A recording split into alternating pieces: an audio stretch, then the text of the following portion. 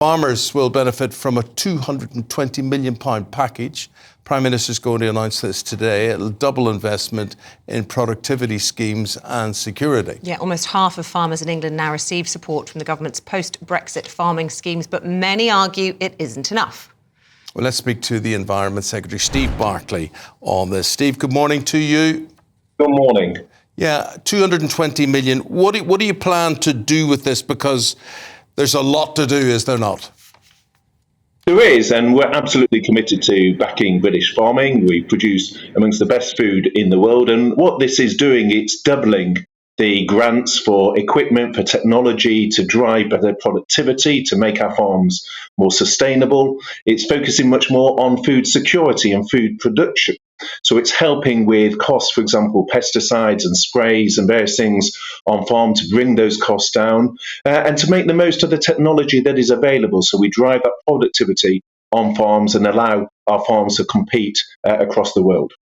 Many people watching us this morning will be familiar with Clarkson's Farm, which certainly for me, it brought to light many of the challenges that our farmers face, not least in trying to get a decent price for what they produce, but also in planning laws. Now, I hear Rishi Sunak is said to be backing the so-called Clarkson Clause, which could help a number of farmers open shops. Is this one of these innovations you're talking about this morning? It is, and I think Jeremy's done a very good job at highlighting some of the red tape that applies to farmers. So we're streamlining that, both in terms of how people apply for grants, how quickly they get paid, but also, as you say, in terms of diversification and things they want to do on their farm. So what's called permitted development rights, making it much easier for farmers to do things like farm shops. They're hugely popular with many of your viewers. We've seen an increase in the number, but often there's too much red tape associated with them. So we're going to streamline that red tape. We'll make it easier for people to apply for schemes instead of having lots of different schemes, bring those together. So it makes it easier in terms of the form filling and also make sure that the payments get to farmers much quicker as well. So really listening to what the farmers have said. That's why the Prime Minister is here at the NFU conference today. It's the work that I am doing with the NFU and with the farming community to listen to what they want us to do in terms of cutting red tape and respond to that. You do this in the shadow of Brexit, Steve Barclay, of course. How do you think farmers are coping post-Brexit? Are they better off? Are they worse off? Well, this doubling of productivity is the sort of benefit we get from Brexit in terms of being able to design solutions that are good for soil quality, good for the environment, but actually boost our farming as well. We had under the EU a very sort of bureaucratic system.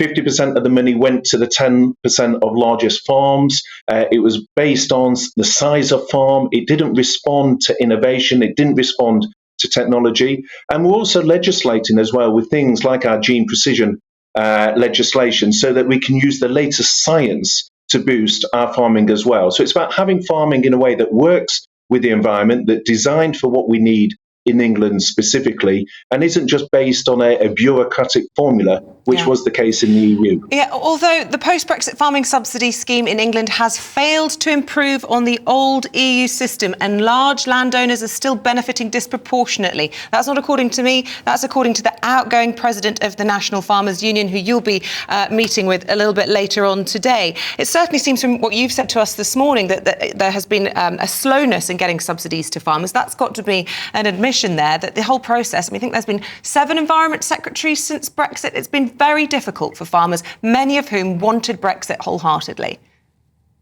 Well, I've worked very closely with Minette. I represent a farming constituency myself.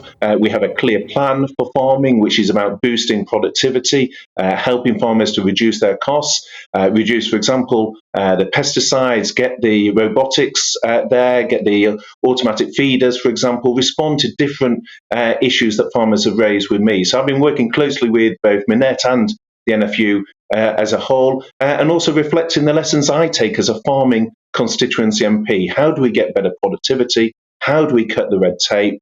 We're meeting our manifesto commitment in terms of the £2.4 billion commitment, and that includes doubling the funding for productivity. And that's one of the things the Prime Minister is announcing today. In those letters that you get from farmers and from your constituents, how many ask for the importance of diversification? Because I see that it is a priority for you to have diversification in the countryside. And I just put it to you, of all the things you've got to deal with, why is diversification deemed to be important? Well, it's one of the things. I think the most important thing is how we boost food production and recognise the importance of food security with climate change, with war in Ukraine, with unrest in the Middle East. I think there's much more focus. One of the things I personally am putting a lot more focus on is food production and food security. So diversification, Eamon, is one issue. A lot of farmers have already done a lot of work on that, but they often find red tape and bureaucracy when they want to make changes. So we're responding to that, but I don't think that's the main issue. I think the main issue is how do we focus on food production, on things like food security, get the grants to farmers to drive productivity on their farms, and things like reducing their energy costs. So boosting, for example, access to grants for solar on their commercial buildings. That's been hugely popular with farmers because energy costs is one of the big costs that many farmers face. We're almost out of time, but there's so many other big news stories. I have to ask you about the situation a Jewish family here in London found themselves in when a birth certificate was returned to them